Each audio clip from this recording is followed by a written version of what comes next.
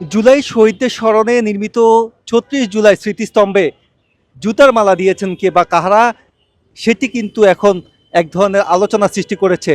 ৩৬ জুলাই যেই স্মৃতিস্তম্ভটি রয়েছে এখানে কিন্তু জুলাই যারা শহীদ হয়েছেন সেই শহীদদের যে নামের তালিকা সেটি কিন্তু এখানে খোদাই করে দেওয়া হয়েছে। তবে তাদেরকে অসম্মান করেই কিন্তু এই জুতার মালা দেওয়া হয়েছে বলে ধারণা করা হচ্ছে।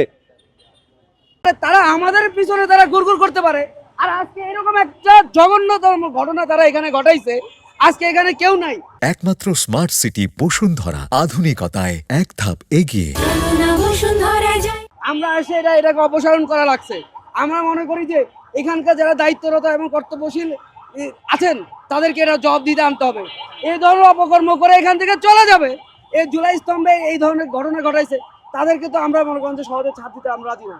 আমরা এখানে আজকে আমরা কিছুক্ষণ পরে আমরা এখানে এই নিষিদ্ধ সংগঠন এর বিরুদ্ধে আমরা একটা অবস্থান নিব, এবং যারা এই ঘটনা ঘটাইছে আমরা এই শেখ হাসিনার গলায় আমরা এই জুতার মালা আমরা দিব। এগুলো হতেই থাকবে যতক্ষণ পর্যন্ত আইন শৃঙ্খলা রক্ষাকারী বাহিনী এদেরকে সাপোর্ট দিতে থাকবে।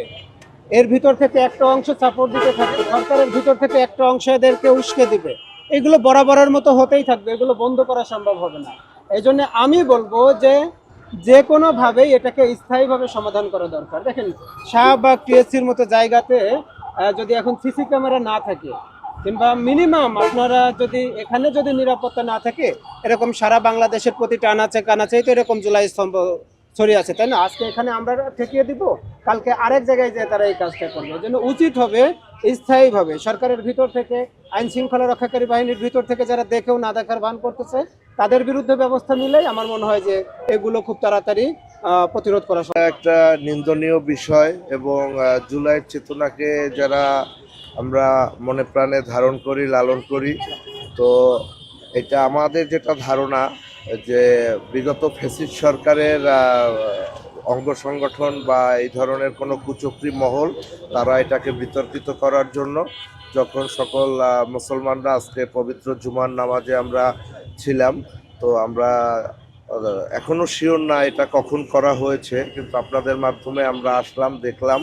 তো কখন করা হয়েছে আমরা এগুলো সিসিটিভি ফুটেজ আছে এবং স্থানীয় সাক্ষী আছে, আমরা যাচাই বাছাই করে আইনগত শক্ত পদক্ষেপ গ্রহণ করব। এখন এটা আশঙ্কার কথা, তারপরে এটা হওয়ারও সম্ভাবনা আমি উড়িয়ে দিচ্ছি না। আমরা ফুটেজ অ্যানালাইসিস করব, এখানের স্থানীয় লোকজন যারা দেখেছে, প্রত্যক্ষদর্শীদের আমরা খোঁজার চেষ্টা করতেছি। তো আমরা এটা সাক্ষ্য প্রমাণের আলোকে এবং ভিডিও ফুটেজ বিশ্লেষণ করে আমরা আইনগত ব্যবস্থা নেব।